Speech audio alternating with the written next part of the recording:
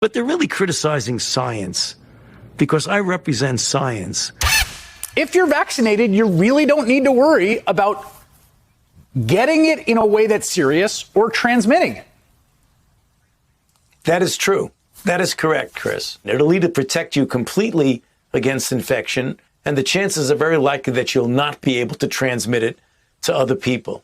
The risk is extremely low of transmitting it to anybody else. Full stop. Vaccinated people are clearly capable of transmitting the infection.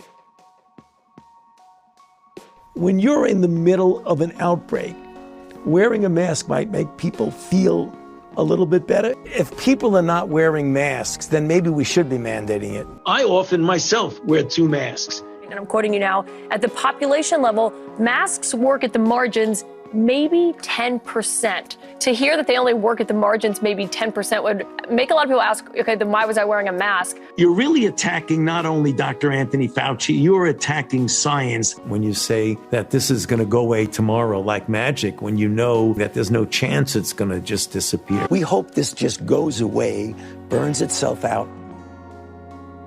So my question is, why weren't you straight with the American people about this to begin with? So the bottom line is, it's a guesstimate. I gave a range. It seemed in that quote to suggest that you were basing your recommendation on polling and what people could accept. Is that not what you meant? No, I mean, it's a bit of that. We're seeing all of these school closures around the country. Is that the right move for children and families? And I think what's going on right now is generally an appropriate approach. You want to start doing something to socially distance yourself. How dramatic that is, closing schools and doing other things, should be proportionate. It went too far, that particularly for kids who couldn't go to school except remotely, that it's forever damaged them. Well, I don't think it's forever irreparably damaged anyone. The U.S. Surgeon General has called it an urgent public health crisis, a devastating decline in the mental health of kids across the country. According to the CDC, the rates of suicide, self-harm, anxiety, and depression are up among adolescents. And the record will show, Neil, that we didn't recommend shutting everything down. First of all, I didn't recommend locking anything down. I recommended to the president that we shut the country down. And that was a very difficult decision because I knew it would have serious economic consequences, which it did. Yeah. Because if you look at the people that are politicizing me, there's somebody that all the way over on one level. But there are a lot of other people who look upon me the way they should, as a non-political person that I am.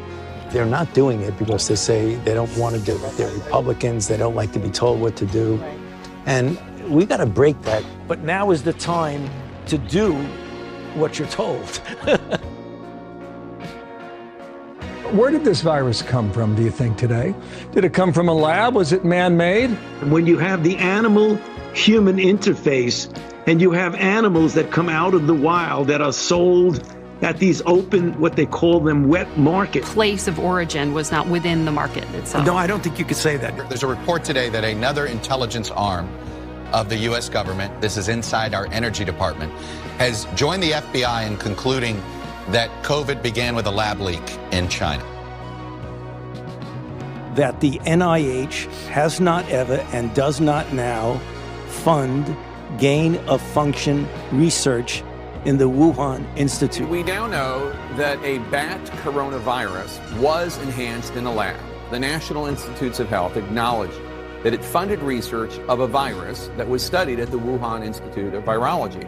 The experiment unexpectedly, we're told, made a bat coronavirus more contagious than the original naturally occurring one. Take an animal virus and you increase its transmissibility to humans. Right. You're saying that's not gain of function? Yeah, that is correct. And Senator Paul, you do not know what you are talking about, quite frankly. And I want to say that officially. You do not know what you are talking about. They took animal viruses that only occur in animals and they increased their transmissibility to humans. How you can say that is not gain of function? It is not.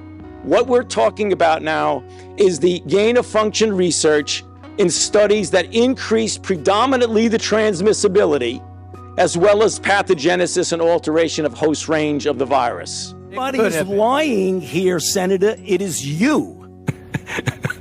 I'd have to laugh at that. I should be prosecuted.